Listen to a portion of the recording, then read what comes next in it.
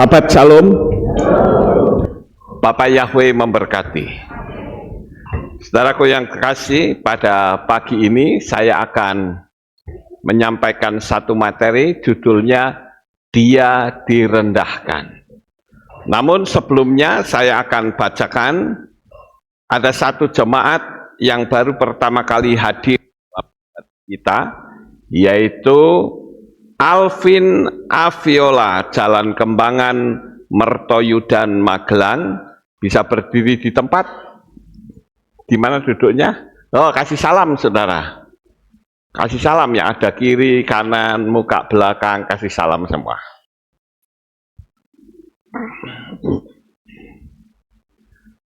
Ya, selamat berbakti. Bapak Yahweh memberkati.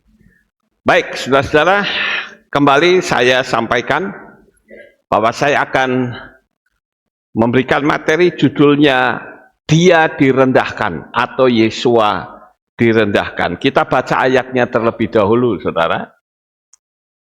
Mari kita akan baca dengan suara yang keras. 1, 2, 3.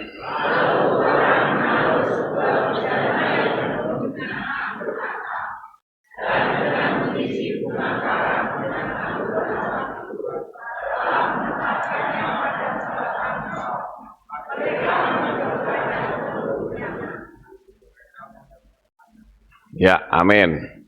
Saudara, anggur asam yang dipakai untuk mencucukkan di mulutnya Yesua. Saya pernah dengar ada seorang pendeta yang mengatakan, apa sebetulnya anggur asam itu? Itu adalah semacam bius supaya meringankan sakitnya Yesua, katanya. Tetapi apakah betul seperti itu? Juga di dalam ayat terjemahan LAI dikatakan, di dalam Yohanan itu, Yesua meminum. Padahal di dalam kitab ILT itu tertulis mengecap. Jadi bukan meminum, saudara, tetapi mengecap. Nah, sekarang kita akan lihat apa sebetulnya anggur asam yang dimaksud di situ. Kita lihat, yang disebut di situ adalah silospongium yang dipakai untuk mencucukkan ke mulut Yesua. Silospongium atau dalam bahasa Latin disebut tersorium, yang biasa dipakai buat cebok di toilet umum. Ya, dulu belum ada tisu kan, saudara. Ya, jadi anggur asam itu sebetulnya dibuat untuk nyuci spons yang bekas cebok. Ya, kalau saudara tadi lihat itu, ya ini toilet umum, saudara. Ini toilet umum kayak gitu. Ya, kalau saudara pernah ke Israel, khususnya ke daerah-daerah Turki dan sebagainya, ke 7 jemaat akan melihat toilet umumnya seperti itu. Jadi habis buat cebok, terus itu dicelupkan ke anggur.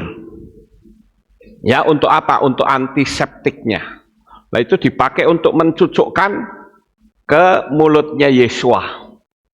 Nah, saudara bisa bayangkan betapa penghinaan yang sangat luar biasa yang Yesua alami. Ya, kalau menurut saudara, orang yang seperti itu kurang ajar nggak, saudara? Wah, itu bukan kurang ajar lagi, bandit itu, saudara. Ya, bayangkan buat cebok loh, saudara, dicucukkan mulutnya Yesua. Kurang ajar banget, ya. Kemudian, nah inilah penghinaan terakhir sebelum Yesua mati. Tapi dia tetap tidak mau menerima setetes air pun untuk dahaganya. Dia tetap mendoakan mereka. Saudara bisa bayangkan, sudah dihina seperti itu, bisa-bisanya loh mendoakan. Kira-kira kita itu sudah sampai level ini belum, saudara? Ya, saya kira semua orang pasti emosinya akan lonjak, saudara. Apalagi dikasih bekas cebok orang, ya. Seperti beberapa waktu yang lalu ada orang dari kepercayaan lain yang bertobat, begitu bertobat dianggap penistaan agama, masuk penjara. Kemudian oleh polisi, komjen siapa itu saya lupa ya, polisi yang dipenjara juga karena korupsi. Itu nyuruh orang yang bertobat itu makan tainya dia, saudara, makan tainya orang. Tapi saya mendengar ceritanya bahwa orang ini yang dianiaya itu, dia cuma merasakan seperti makan lumpur, saudara, seperti makan lumpur. Jadi langsung ada mujizat, tidak merasa bau, saudara. Padahal itu tai yang barusan keluar, ya. Nah, ini Yesua juga ngalami seperti itu, saudara. Ya. Inilah peristiwa penghinaan juga membuktikan bahwa Yesua rela direndahkan serendah-rendahnya. Nah, ini kembali saya katakan, sampai nggak level kita ke sini, ya. Jadi selama ini yang banyak saya dengar, ya, katanya itu obat bius, itu salah, saudara. Ya, karena itu yang betul adalah Silospongium atau Tersorium. Nah, itu yang buat bekas cebok orang, kemudian nyucinya pakai anggur asam. Ya, kalau sudah dicucukkan ke mulutnya Yesua. Ya. Kemudian kita lanjut.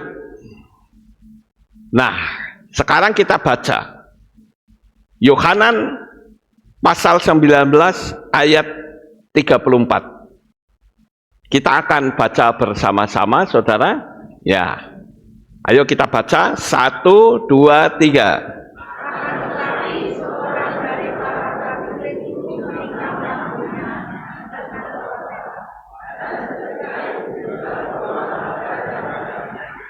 Iya. Kalau saudara pergi ke Kapadokia, Kapadokia itu Turki, saudara, Turki, ya. Ada sebuah cerita di salah satu biara, itu menjadi cerita tradisi bahwa ada orang yang cerita dari turun-temurun tentang peristiwa pasukan yang menusuk lambung Yesua. Namanya Gaius Cassius Longinus. Itu pasukan Romawi, saudara, yang menusuk lambung Yesua. Dan dikatakan bahwa dari perutnya Yesua itu keluar air dan darah. Itu ceritanya nyiprat, saudara, nyiprat sampai ke matanya si Gaius, ya. Padahal Gaius itu ternyata dia sakit mata. Matanya buram, ada yang ngomong buram, ada yang ngomong setengah buta, ada yang ngomong pokoknya penyakit mata yang parah. Itu kena darah dan air yang keluar dari tubuh Yesua itu langsung sembuh, saudara. Langsung mengalami mujizat, ya. Nah, cerita Gaius Cassius Longinus ini mulai tersebar di abad 4 Kapadokia. Ya, akhirnya prajurit ini karena dia sembuh jadi bertobat, saudara. Dan dia dipanggil oleh kaisar, ditantang, kamu mau kembali atau dianiaya?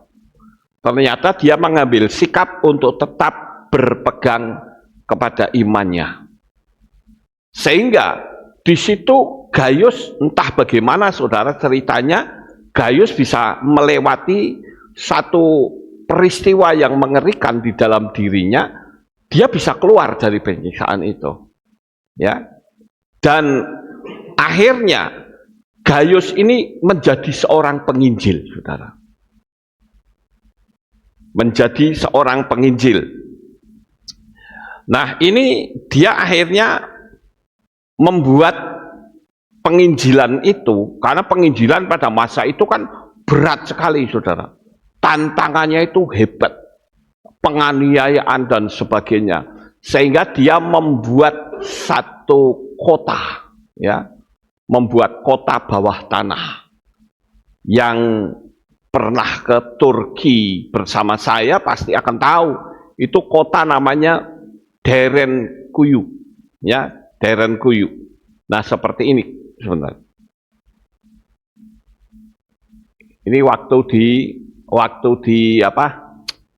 Adili, saudara, waktu diadili oleh kaisar, saudara. Nah, ini Derenkuyu, ini kotanya, saudara.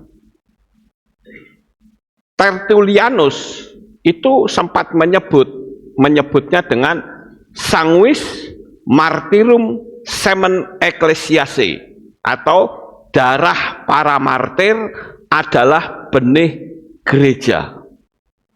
Nah, orang-orang percaya itu bersembunyi di Derenkuyu. Saudara yang terkasih di dalam Tuhan, begitu beratnya penderitaan pada masa itu.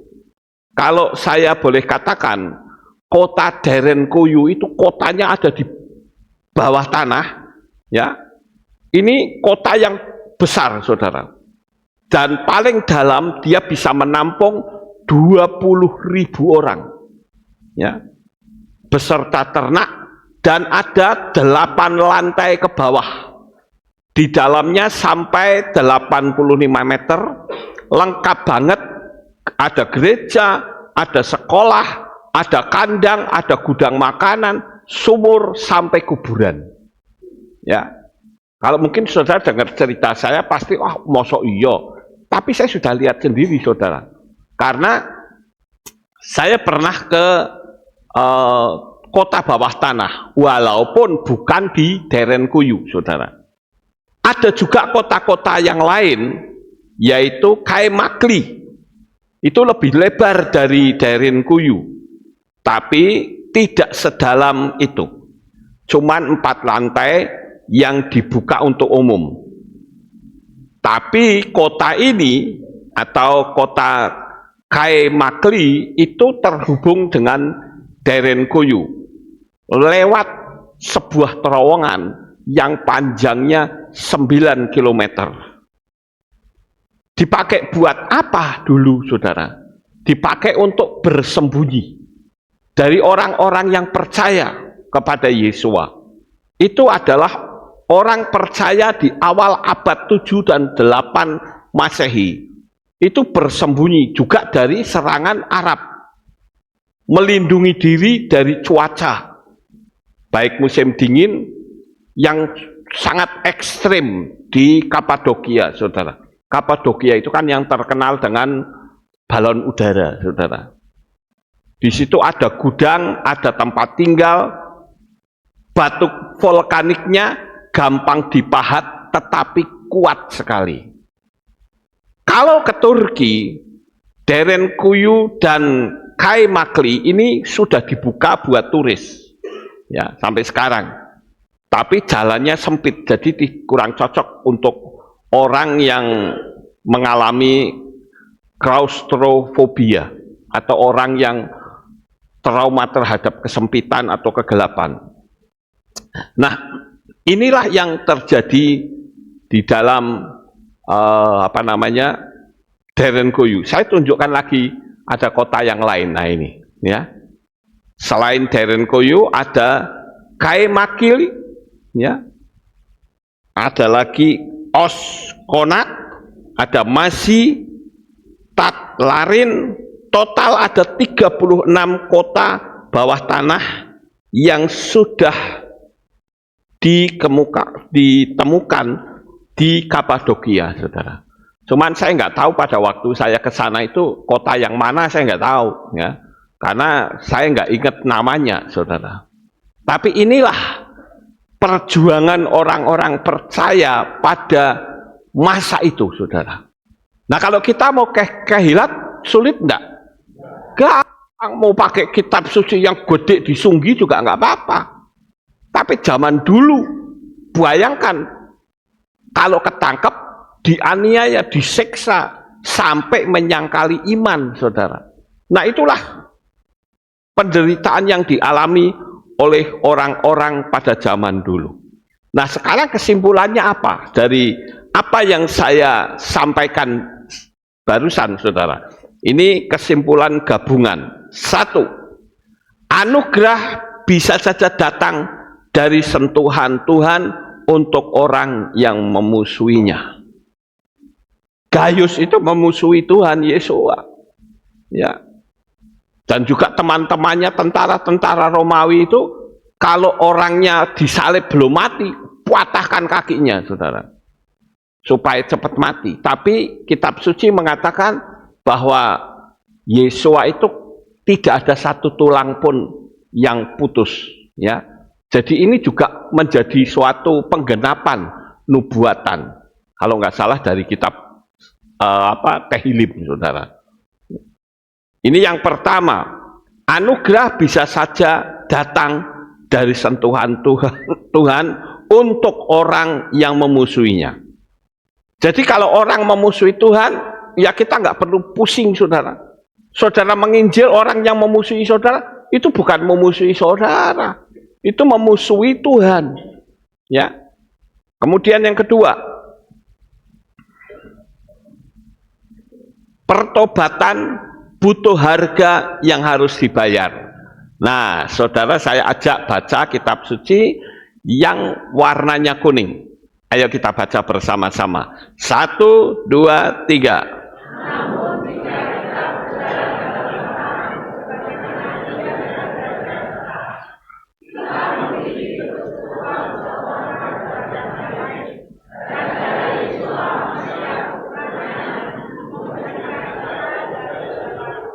Ya, jadi yang namanya pertobatan itu pasti ada harga yang harus dibayar.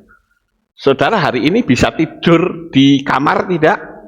Bisa lah, kok mau ke sini? Itu harga yang harus dibayar. Jauh-jauh kok saudara mau datang? Ya ngapain jauh-jauh? Tinggal saja di rumah selimutan, ya kan bisa. Tapi kok bisa datang ke sini? Itu yang namanya harga yang harus dibayar. Saudara menerima Yesua, dibenci satu keluarga, itu juga harga yang harus dibayar.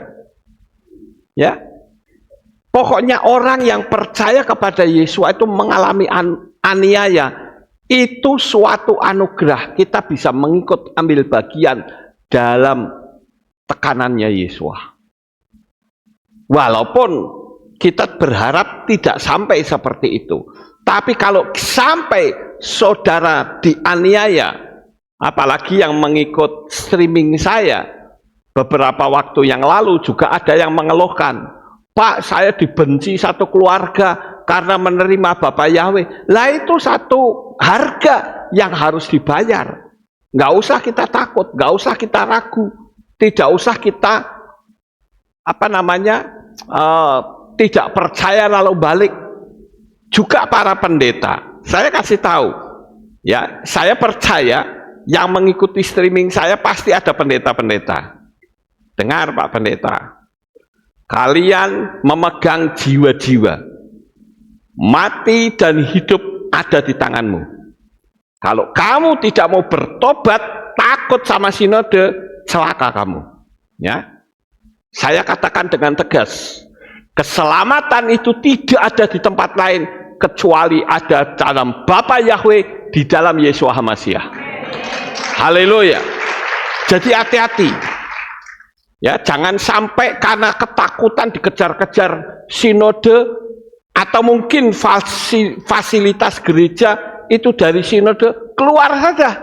Ngapain kamu takut? Ya, nggak perlu takut. Takut kok sama manusia. Takut itu ya sama Tuhan. Itu baru takut yang benar, saudara. Ya, jadi saya ingatkan para pendeta yang ngikut streaming saya, bertobat. Kalau masih takut sama sinode, takut ancaman dari lingkungan, takut ancaman dari keluarga, nggak perlu takut. Maju terus, Bapak Yahweh pasti menyertaimu. Ya. Kemudian selanjutnya, Tidak ada orang yang terlalu jauh untuk dijamah oleh tangan kasih-Nya. Kira-kira penjahat itu bisa diselamatkan atau tidak? Bisa. Kalau sekali waktu kita kedatangan, apakah itu bekas pelacur, apakah itu bekas perampok, bekas penjahat, nggak usah diungkit. Kamu itu dulu bajingan, nggak perlu, saudara. Yang perlu adalah beritakan saja kasih Tuhan. Betapa besar anugerah Tuhan yang Tuhan berikan kepada kita. Saya bersyukur banyak sekali orang-orang, kalau kita lihat, kita mau jujur, sebetulnya latar belakang kita tidak ada yang baik. Latar belakang kita rusak semuanya. Tetapi oleh anugerah Tuhan, kita yang hanya berupa tanah liat itu dijadikan bejana yang harganya mahal. Kita bersyukur, saudara. Dan oleh karena itu saya kasih tahu, tantangan sebesar apapun, kita setiap kali mau ibadah pasti ada tantangan. Mau pergi yang ngantuk, yaitu tantangan. Nanti di dalam kehilat juga apa? Layang ngantuk. Mau berangkat ngantuk. Di kehilat juga ngantuk lagi. Ngantuk masih mending, kadang main game. Ya, itu setan berusaha untuk menggagalkan kita, saudara. Tidak membuat menjadi ngerti akan firman Tuhan. Saya itu merasa anehnya gini, saudara. Kalau di kehilat itu tidak sungguh-sungguh, lalu didebat orang dari kepercayaan lain, dia bingung kelabaan, akhirnya menyerah kalah. Kok baru mau belajar telat, saudara? Belajarnya agama lain lagi malah nyerang kita karena tidak mau belajar. Belajarlah sekarang. Saya katakan keselamatan kita hanya ada di dalam Yahweh. Di luar itu mustahil, saudara. Saudara mau berteologi setinggi langit sekalipun, tetap nama tidak bisa dirubah. Ya, nama itu tetap nama. Di luar nama itu mustahil saudara mendapat keselamatan. Jadi hati-hati, saudara. Jangan saudara berpikir, orang nyenengi, aku tak keluar saja, tak pindah gereja. Pindah gereja itu yang disembah sopo? Yang disembah itu siapa? Kan lebih baik di rumah lihat streaming. Walaupun itu tidak berkenan karena keluar karena bertengkar, saudara. Kalau misalkan Anda di luar kota atau sakit, oke lah, ya. Tapi coba, saudara, ini kedatangan Tuhan sudah hampir. Jangan sampai waktu Yesus datang kita ketinggalan. Amin, saudara. Hati-hati. Betul, saudara akan menyesal seumur hidup. Saudara harus nunggu nanti sampai ke masa pergantian kerajaan 1000 tahun. Hati-hati, saudara. Ya. Kemudian selanjutnya, kesimpulan yang kelima. Yang ke berapa? Ini kok 4 ya. Nah, ini kesimpulan yang keempat, saya sudah ngomong ya. Sekarang kesimpulan yang kelima. Nah, dan dua kekuatan besar antara kelemah lembutan dan kekerasan sedang bertempur, dan pemenangnya adalah kelemah lembutan sampai hari ini. Ada banyak sekali orang-orang yang keras hati, menolak, tetapi akibatnya dia juga mengakui Yesus sebagai Tuhan dan Juru Selamat. Dan saya katakan, melalui pertempuran yang tidak kasat mata ya, saudara. Walaupun Yesus sedang disalib, sedang diolok, sedang dianiaya, itu sebetulnya di alam roh, itu kejadiannya seperti ini. Ya. Kejadiannya adalah sedang bertempur dua kekuatan besar. Itu alam yang tidak kelihatan mata atau kasat mata, saudara. Dan akibat dari pertempuran dua kekuatan besar ini, keselamatan itu terbagi kepada bangsa-bangsa selain Yahudi. Banyak orang yang sok mengatakan, oh, keselamatan itu hanya untuk orang Yahudi. Kata siapa? Karena keselamatan ini terbagi kepada bangsa-bangsa. Sampai hari ini, siapa yang bertahan di dalam iman, dia akan tetap diselamatkan. Ya, oleh karena itu saya katakan, ya, janganlah sampai kita meninggalkan Tuhan.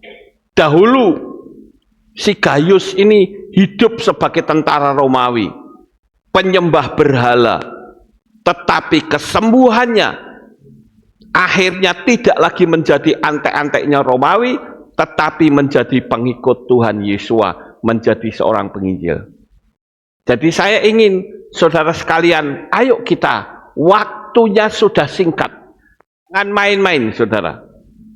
Saya sampaikan ini karena saya juga tidak ingin ketinggalan.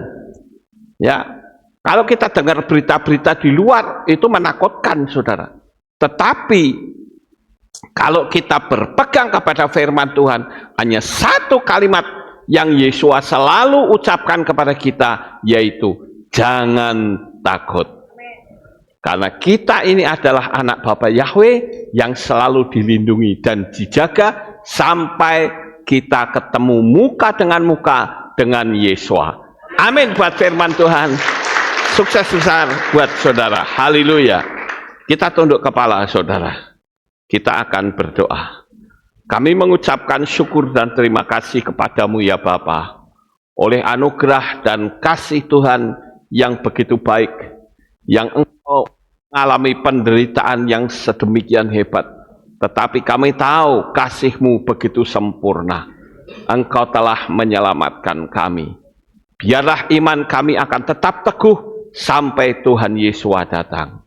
Dan meteraikan firman ini di dalam hati mereka, jemaat-Mu, untuk tetap setia kepada Bapa Yahweh sampai akhir. Di dalam nama Adonai Yeshua HaMashiach kami berdoa. Amin. Ya, kita akan dengar pengumuman. Berjumpa kembali dalam Aleph Tau Update News. Berikut pengumuman minggu ini. Hadirilah hari raya yang telah ditetapkan oleh Bapa Yahweh, Hari Raya Shavuot, pada hari Kamis 21 Mei 2026 pukul 6 sore dengan tema Hidup Menurut Torah Yahweh. Ibadah Rabu digabung Kamis. Demikian pengumuman minggu ini. Ya, ini ada pengumuman tambahan saudara. Ya, Baruk Dayan Hemet telah pulang ke rumah Bapak Aris Prabowo Nugroho, anak dari Ibu Lim Sinwa dan Bapak Hartanto Trinugroho dalam usia 50 tahun.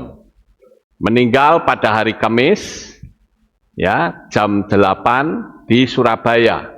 Ibadah pemberangkatan hari Sabtu, hari ini saudara, jam setengah 10. Diharapkan saudara bisa hadir, ya. Di gedung Yayasan Dharma Magelang akan dimakamkan di TPU Giriloyo jam 10. Baik, ini adalah pengumuman tambahannya. Mari kita akan akhiri kebaktian kita. Mari Bapak Ibu Saudara kita bangkit berdiri. Kita akan tutup di dalam doa. Terima kasih Bapak Yahweh. Selesai sudah ibadah kami.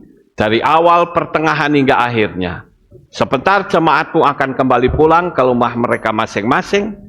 Kami mohon perlindungan-Mu supaya mereka bisa sampai di rumah dengan selamat, pertemukan dengan keluarga, dan pertemukan kami esok untuk kami beribadah. Di dalam nama Adonai Yeshua HaMashiach kami berdoa. Mari kita angkat tangan kita. Haleluya. Yefare keka Yahweh wa yismereka.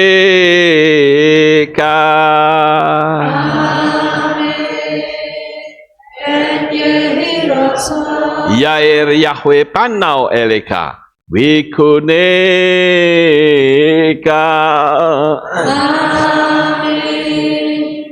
Amin.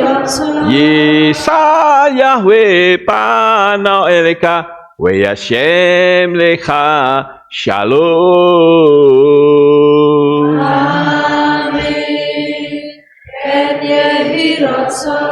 Baruk ata Pair Ufaruk ata Pesateh, diberkatilah engkau di kota dan diberkatilah engkau di ladang. Amin. Baruk peripitneka ufri atmatka ufri fahemteka syekar alapeka wa esterotsoneka, diberkatilah buah kandunganmu, diberkati hasil bumimu dan hasil ternakmu, anak-anak lembumu dan anak-anak dombamu. Amin. Baruk tanaka umisyarteka, diberkatilah bakulmu dan tempat adonanmu. Baruk atap boboika ufaruk atap berseteka, diberkatilah engkau pada waktu masuk dan diberkatilah engkau pada waktu keluar. Amin. Baruk ata Yahweh Eloheinu meleka olam, Beshem Yeshua Hamasyah wa Ruach HaKodesh kile olam faed. Kami sudah berdoa dan mengucap syukur. Amin. Amin.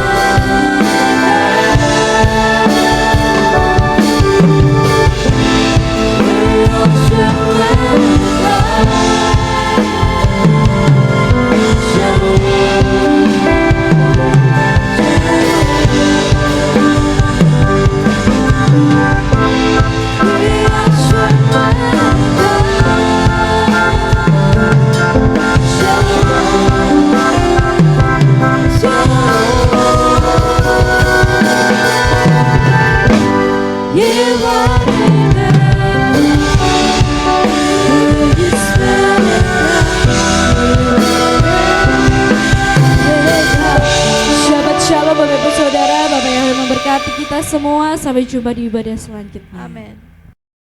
Puasa. Terima kasih atas kehadiran Bapak Ibu Saudara sekalian dalam ibadah bersama kami di Kehilat Alef Tau Magelang. Doa saya Bapa Yahweh memberkati dengan kesehatan yang sempurna, damai sejahtera dan berkat materi yang semakin melimpah. Kami menunggu kembali kehadiran Bapak Ibu Saudara sekalian pada jam yang tersedia.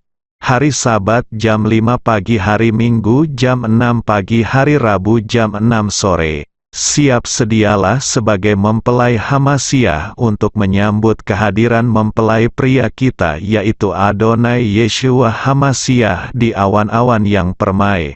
Amen lehitraot. Shalom, sampai jumpa kembali.